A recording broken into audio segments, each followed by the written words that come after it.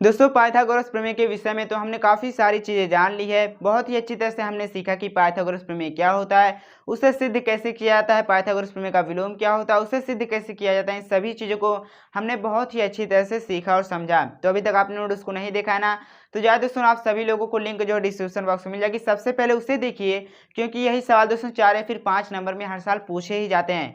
और आज की इस वीडियो में हम लोग सीखने वाले हैं कि पाइथागोरस प्रमेय से किस तरह के और सवाल पूछे जा सकते हैं। जी हाँ दोस्तों, देखिए एक सवाल तो ये पूछा ही जाएगा कि पाइथागोरस प्रमेय को सिद्ध कीजिए, उसका विलोम सिद्ध कीजिए। इसके अलावा भी दोस्तों पाइथागोरस प्रमेय से ही सवाल पूछे जा सकते हैं।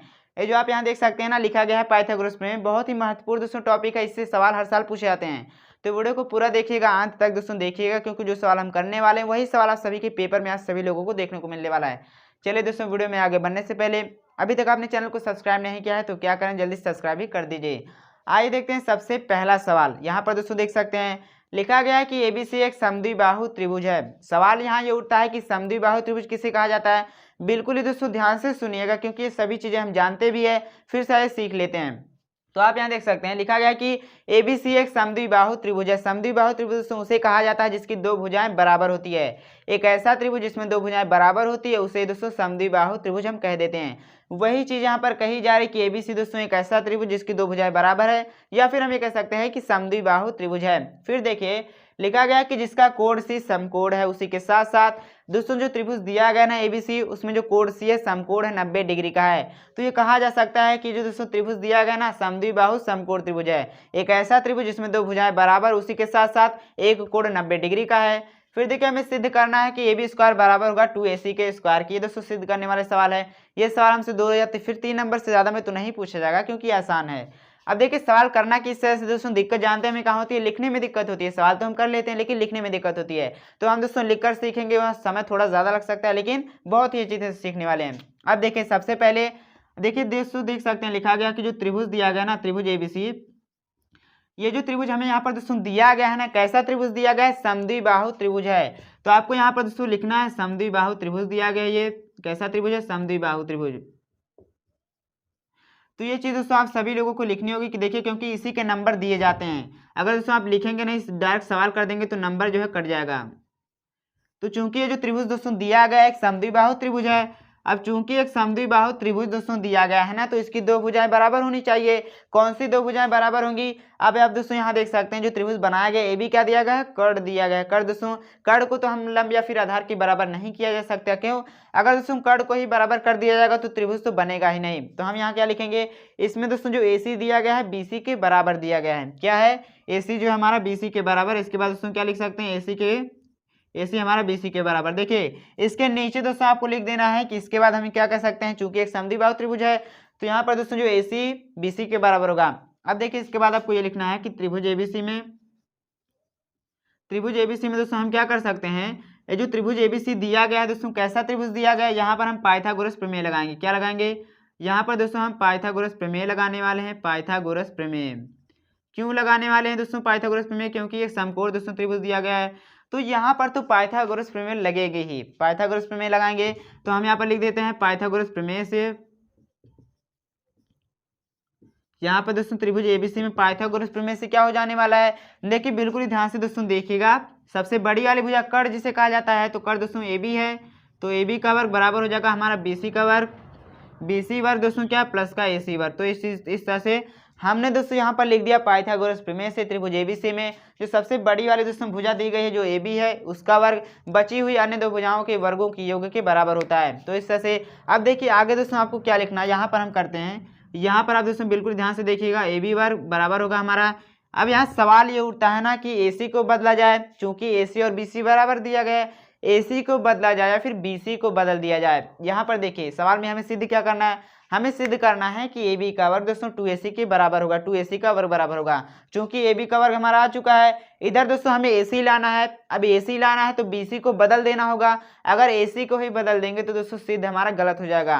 अगर देखिए यहाँ BC दोस्तों दिया गया होता ना, तो हम क्या करते हैं, हम AC को BC लिख देते हैं, लेकिन चूंकि हमें AC लाना है तो BC को AC लिखेंगे। तो आप यहाँ देखिए हम दोस्तों क्या करेंगे, इस BC के स्थान पर जानते हैं AC लिख देंगे। AC का वर्ग प्लस कर देंगे दोस्तों AC का वर्ग, तो दिया गया था। आप यहाँ ब्रैकेट में लिख सकते हैं क्या, चूंकि दोस्तों हमने ऐसा क्यों किया, देखिए हमने ऐसा इसलिए किया क्योंकि AC जो है दोस्तों BC के बराबर दिया गया है।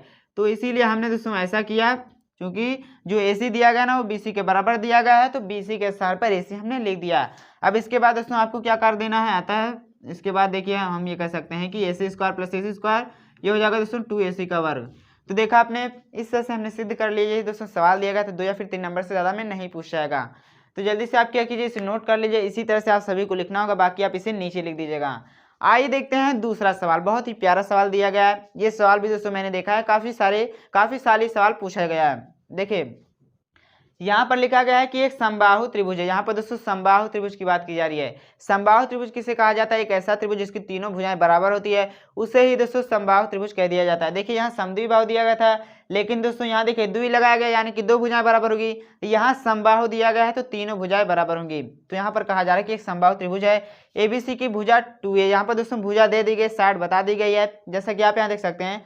हमने यहाँ पर दोस्तों चित्र बना लिया है। त्रिभुज दिया गया ABC, जो दोस्तों एक समबाहु त्रिभुज है जिसकी भुजा क्या है 2A है। फिर देखिए हमें सिद्ध क्या करना है, उसके शीर्ष लंब की लंबाई ज्ञात कीजिए। इस त्रिभुज की दोस्तों हमें शीर्ष लंब जानते हैं। यहाँ पर देखिए 90 डिग्री का जो दोस्तों एंगल बनाती है, कोण बनाता है। अगर यहाँ से हम किसी एक बिंदु को दोस्तों ले लेते हैं, उसे खींचते हैं 90 डिग्री का कोण बनाते हुए, उसे ही शीर्ष लंब कह दिया जाता है। वही चीज हमें कही जा रही है, पूछा जा रहा है कि शीर्ष लंब की लंबाई हमें ज्ञात करनी है। तो देखिए बाकी एक ही शीर्ष लंब दोस्तों नहीं होगा, यहाँ पर दोस्तों हम 2 और डाल सकते हैं शीर्ष लंब।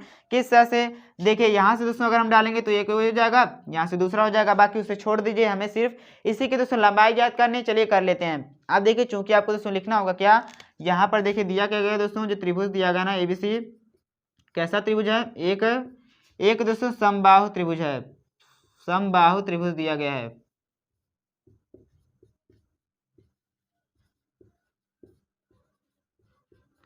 तो इस तरह से दोस्तों हमने यहाँ लिख दिया कि जो त्रिभुज ABC दिया गया है ना वो कैसा है, एक समबाहु त्रिभुज दिया गया है। तो इस तरह से कहा जा सकता है दोस्तों, जो AB होगा हमारा, AB किसके बराबर होगा? AB दोस्तों बराबर होगा BC के, और BC बराबर होगा AC के। और तीनों ही दोस्तों भुजाएं क्या हो जाएंगी? तीनों भुजाएं हमारी 2A हो जाएगी। क्यों 2A हो जाएगी? क्योंकि दोस्तों तीनों ही भुजाएं बराबर होती है, समबाहु त्रिभुज दिया गया है। अब देखिए हम यहाँ पर क्या लिखने वाले हैं, चूंकि दोस्तों शीर्ष लंब क्या दिया गया है, ये जो AD हमने यहाँ पर डाला ना, क्या दोस्तों हमने किया, AD है शीर्ष लंब। आपको यहाँ लिख देना है कि AD दोस्तों हमें खींचनी है, जो कि शीर्ष लंब हो जाएगी। और दोस्तों ये जो AD क्या होने वाला है, AD हम लिख देते हैं AD एक शीर्ष लंब।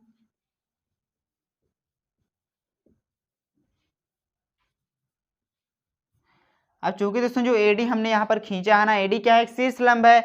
आपको यहाँ आगे लिख देना है क्या, कि AD शीर्ष लंब है। इसके पहले ही लिख दीजिएगा, जैसे कि AD जो है दोस्तों, AD इज परपेंडिकुलर, यानी दोस्तों ये लंब होने वाला है, 90 डिग्री का कोण बनाएगा ये BC के। तो इस तरह से आपको दोस्तों लिख देना है। अब चूंकि जो AD एक शीर्ष लंब है, अब दोस्तों आप सभी लोगों को एक बात पता होनी चाहिए कि एक समबाहु त्रिभुज में जब हम शीर्ष लंब डालते हैं ना, तो जो दोस्तों भुजा होती है उसे 2 भागों में बांट देती है, जैसा कि आप यहाँ देख सकते हैं। अगर दोस्तों ध्यान से देखिए, यहाँ हमने AD खींची है, BC पर दोस्तों डाला है, तो इस तरह से कहा जा सकता है कि ये दोस्तों जो BC होगी नहीं, वो 2 भागों में बट जाएगी। ये दोस्तों काम वही करेगा जहां पर क्या होने वाला है, एक हमारा समबाहु त्रिभुज दिया गया, इसीलिए दोस्तों ऐसा हुआ है।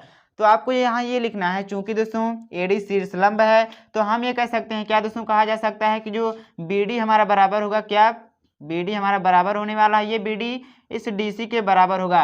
अब दोस्तों इस तरह से ये हो जाएगा क्या, BD देखिए ये दोनों ही बराबर होंगे। अब दोनों ही दोस्तों बराबर होंगे, पूरा 2A दिया गया, ये A हो जाएगा, ये हो जाएगा। तो इस तरह से आपको लिख देना, ये किसके बराबर, A के बराबर हो जाएगा।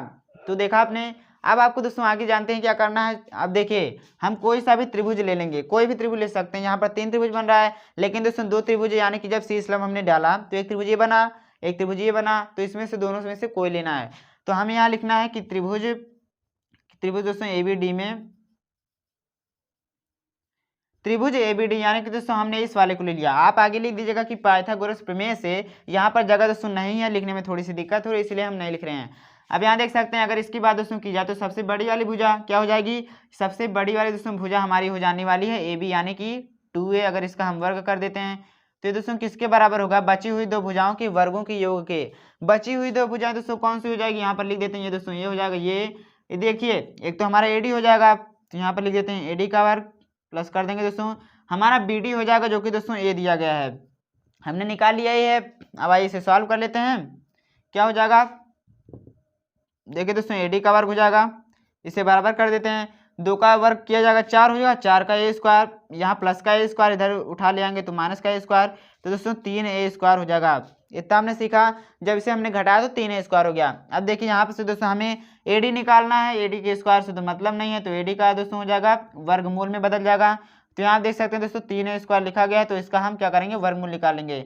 अब इसका जब वर्गमूल निकाला जाएगा दोस्तों 3 तो बाहर नहीं आ पाएगा, 3 का जोड़ा ही नहीं मिल रहा है, लेकिन यहाँ ए वर्ग दिया गया तो ए का स्क्वायर दोस्तों बाहर आ जाएगा, जो कि बन जाएगा ए, और रूट के अंदर बेचारा 3 रह जाएगा। तो इस तरह से देखा आपने ए डी हमारा क्या आ चुका है दोस्तों, ए रूट 3 आ जाएगा। यही सवाल में हमसे पूछा जा रहा था। तो आगे आपको एक लाइन में लिख देना है कि त्रिभुज एबीसी समबाहु त्रिभुज दिया गया है, तो उसकी शीर्ष लंब की लंबाई दोस्तों ए रूट 3 हो जाएगी। तो देखा आपने, इस तरह से दोस्तों आपको सवाल कर लेना। हम यहाँ हट जाते हैं, आप जो इसका स्क्रीनशॉट भी ले सकते हैं। तो चलिए दोस्तों तीसरा सवाल देख लेते हैं। बहुत ही प्यारा दिया गया है, बिल्कुल ध्यान से देखिएगा, क्योंकि इस सवाल भी सिद्ध करने वाला ही दिया गया और 4 नंबर में पूछा सकता है। देखिए लिखा गया कि सिद्ध कीजिए कि एक समचतुर्भुज की भुजाओं के वर्गों का योग उसके विकर्णों के वर्गों के योग के बराबर होता है। सवाल जैसे ही हमने पढ़ा, हमारे मन में एक सवाल उठना चाहिए। सवाल दोस्तों ये उठना चाहिए क्या कि समचतुर्भुज किसे कहा जाता है। दूसरा सवाल ये उठना चाहिए कि समचतुर्भुज और वर्ग में क्या अंतर होता है। इसमें दोस्तों हमें दिक्कत होती है, तो चलिए सबसे पहले इसे ही सीख लेते हैं। देखिए अगर बात की जाए वर्ग की और समचतुर्भुज की, दोनों में दोस्तों चारों भुजाएं बराबर होती हैं, तो अंतर क्या हुआ। अंतर ये होता है कि वर्ग में दोस्तों जो कोण बनता है ना, ये जो चारों कोण बनते हैं 90 डिग्री के होते हैं, लेकिन वहीं समचतुर्भुज में दोस्तों 90 डिग्री के नहीं होते हैं। सबसे पहला अंतर आपने समझा।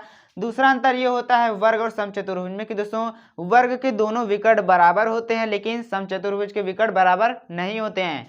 तो यही 2 अंतर होते हैं दोस्तों, जो कि एक वर्ग को समचतुर्भुज को अलग अलग कर देते हैं। अब देखिए सवाल पढ़ा जाए। हमें सिद्ध ये करना है कि किसी भी समचतुर्भुज में, जैसे कि हमने मान लिया ABCD, इसमें हमें इसके अनुसार दोस्तों अगर देखा जाए तो इसके विकर्ण हमने बनाए, जिससे दोस्तों एक दूसरे को काटा है पॉइंटों पे, बिंदुओं पे। हमें इसके हिसाब से सिद्ध करना है कि अगर इसकी सभी भुजाओं के वर्गों का योग कर दिया जाए तो दोस्तों इनके विकर्णों के वर्गों के योग के बराबर होगा। आप यहाँ देखिए, अगर इसके अनुसार देखा जाए तो सिद्ध हमें क्या करना है, सिद्ध ये करना है कि AB square plus BC square plus CD square plus AD square ये बराबर होगा AC square plus BD square. सवाल आपने समझ लिया।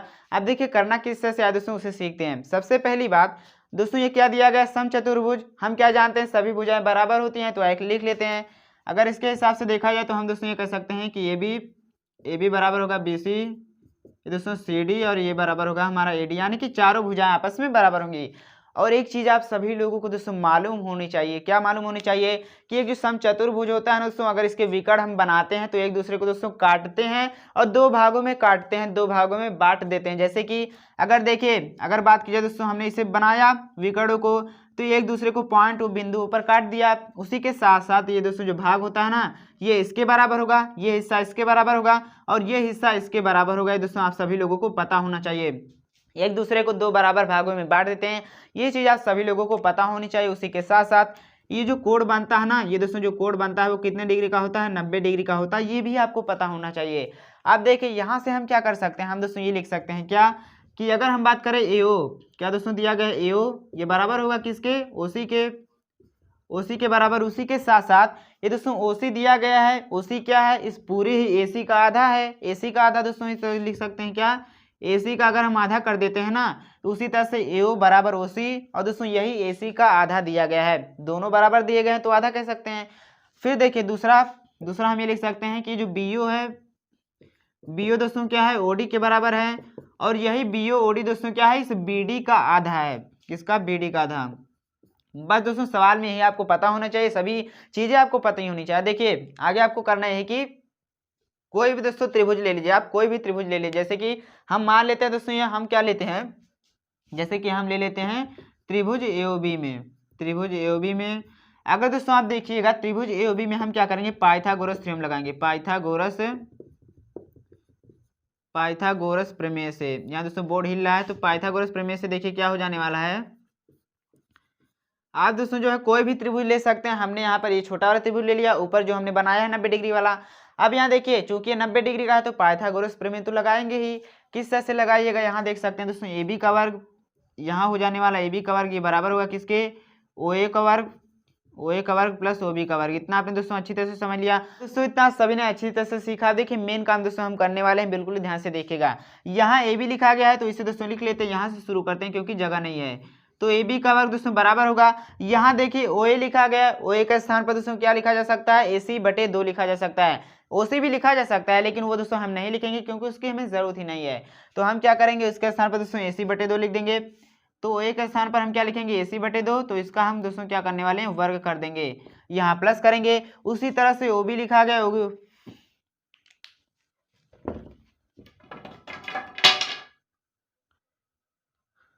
अब दोस्तों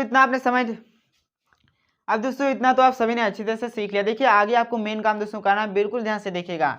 यहाँ ए बी लिखा गया दोस्तों, ए बी को हम यहाँ पर लिख देते हैं। देखिए यहाँ से शुरू करते हैं क्योंकि जगह नहीं है।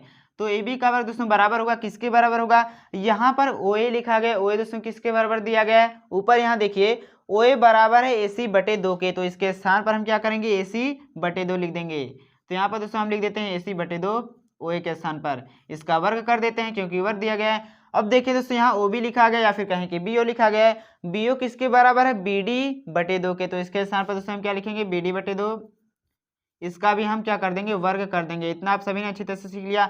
अब आगे दोस्तों आप लोगों को ये करना है कि इसे हल कर लेना। देखिए ए बी का वर्ग हो जाएगा, ए बी का वर्ग ये बार बार दोस्तों होगा, ए सी का वर्ग कर देंगे, 2 का वर्ग क्या हो जाएगा, 4 हो जाएगा, नीचे प्लस कर देंगे। उसी तरह से दोस्तों ये बी डी का वर्ग हो जाएगा, नीचे क्या हो जाएगा, 4 हो जाएगा। इतना सभी ने अच्छे से सीख लिया।